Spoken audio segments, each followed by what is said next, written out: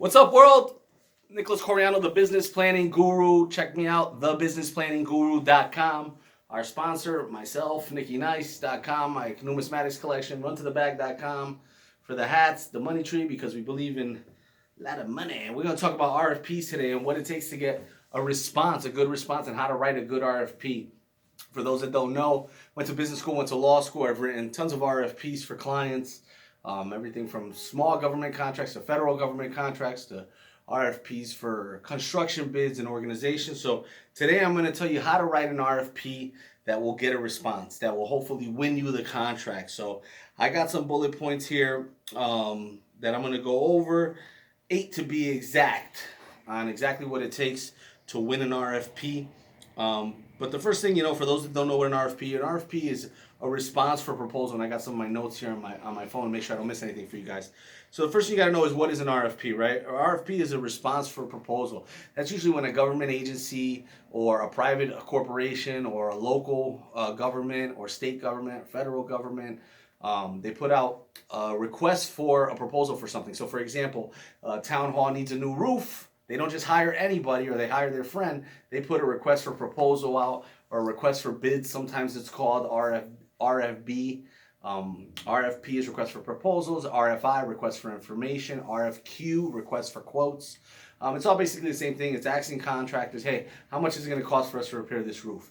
And then they get 20, 30 people, 10 people to put a bid on it, and they pick the most viable bid. It's not always the lowest bid. The most viable bid. Sometimes bids come in too low and the government knows that it's just not a good bid, right? They're not going to be able to finish the job. So it's the most viable bid, the most credible bid. So that's what an RFP is. How do you write an RFP that will get you a good response? So I got 8 tips for you guys today on how to do that. Number 1, define your project and the needs. Every RFP, RFI, RFQ has a project proposal. They're looking for something that gets done. Be as specific as you can when replying to that. So if they're talking about paving roads or creating cash flow statements or creating a website or doing plumbing work, be as specific as you can when it comes to defining the project and the needs of the project. How many people is it going to take? How much time is it going to take? What kind of materials are needed? Get down to the very nitty gritty of the details. Number 2, write an introduction. You want to introduce yourself in all of your proposals. They want to know about your credibility. They want to know about your experience. They want to know about any potential partners or vendors, and they want to know your name, right? So they want to know, who you are. So don't keep that secret. Write a great introduction, basically a 1-page resume of your company or the person or the entity filing for the RFP or the RFI. Number 3, explain your company and project's history. So this goes back to kind of that introduction, but you really want to build credibility when you're applying for a contract. So the government isn't just going to say, or a private organization, because private organizations like a Tesla or a GE, they put out RFPs too, guys. So when you're checking for RFPs, check corporate sites as well as the federal government as well as the local governments, right? But explain your company and project's history. So you want to tell them exactly what you're capable of, what you've done in the past. This will give them a good indicator of whether you're the right person for the job. If you do not have any experience in a certain RFP, so let's say you're a general contractor and you're doing sidewalks for the state of Illinois, let's say, okay, just as an example, and you don't have any experience as a general contractor doing sidewalks. Well, as a general contractor, you're probably going to subcontract that work to somebody else. Make sure you have that subcontractor's experience and put that in your RFP. So when you don't have history, you're going to leverage a vendor or another supplier or contractor that does have the experience, okay, guys? So make sure you put in your company's history there. It'll build that credibility you need to win the project. Number 4, describe the project's requirements. So every project has requirements, right? Whether you're talking about paving, whether you're talking about roofing, whether you're talking about building a website, what are the requirements? Be as specific as possible. So people always ask me, do you count how many screws that you're going to use on a roofing job? Yeah, you better count all the screws and how much tape, how much scaffolding, the whole 9. Even if you need transportation, how much did the U-Haul cost you to get there back and forth? You want to include every single dollar amount, usually in an Excel file, but always stick to the criteria of the RFP. Every RFP is different. Sometimes they tell you can't go over 8 pages. Sometimes they tell you they want it in this format. Follow their specifications, but make sure you describe everything all of your project's requirements. Number 5, explain how vendors should respond. And how your subcontractors will respond. So this goes into most government contracts. The bigger the contract, now let's not say the most, right? The bigger the contract, usually the more subcontractors and contractors you're going to have. So you want to explain to them exactly the order of hierarchy, who's responding to who in the hierarchy cycle, who's in charge of whose response, who's in charge of whose performance. And exactly how you're going to respond or how they should respond according to whatever your contractors or subcontractors do or your vendors. Number 6, outline your selection criteria.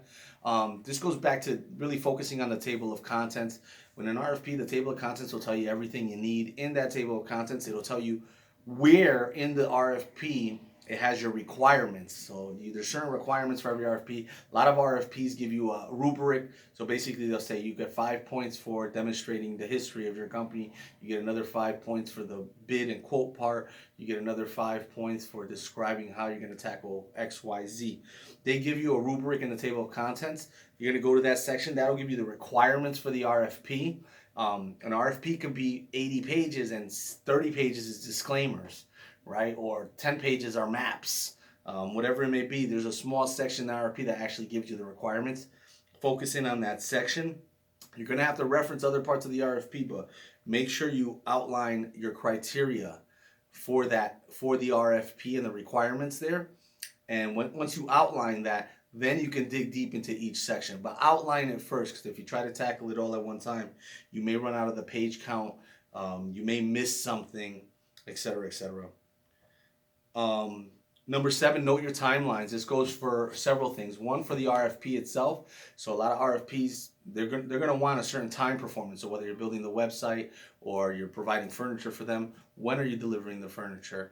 How long is it going to take to build the website? That timeline is important. And then also on a side note, when are you supposed to submit the RFP? Almost all government agencies give you a timeline of when you have to submit it, when you can ask questions by, when is the review process, and a whole list of dates. And it's usually in the first 5 pages. Go back to the table of contents.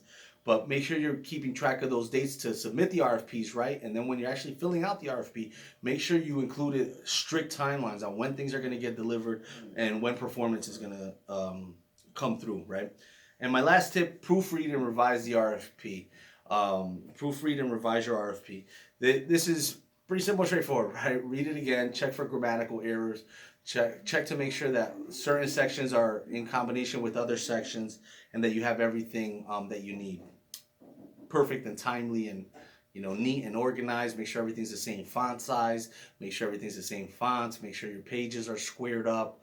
Make sure you have a table of contents on your RFP so people can find it. Make sure you have clear headings on the RFP. And those are my 8 tips. So I'll just review them one more time so you guys understand how to write an award-winning. My company, Servitude, CERVITUDE.com. We've won millions of dollars in government contracts for our clients. So just wanted to put this video together to help you guys in case you guys aren't hiring somebody to write your RFP. But number 1, define your project and their needs. Number 2, write a good introduction. Number 3, explain your company and project's history. Number 4, describe your project's requirements. Number 5, explain how your contractors are going to act and how your contractors act within the RFP. Number 6, outline the whole thing before you write it out. Number 7, note the timelines in the RFP and make sure you're on time when you're submitting your RFP. And number 8, proofread and revise your RFP.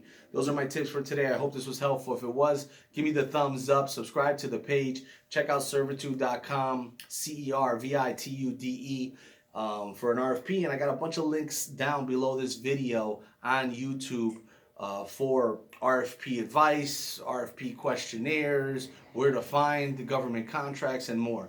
So hope you guys are rocking. Stay well, guys.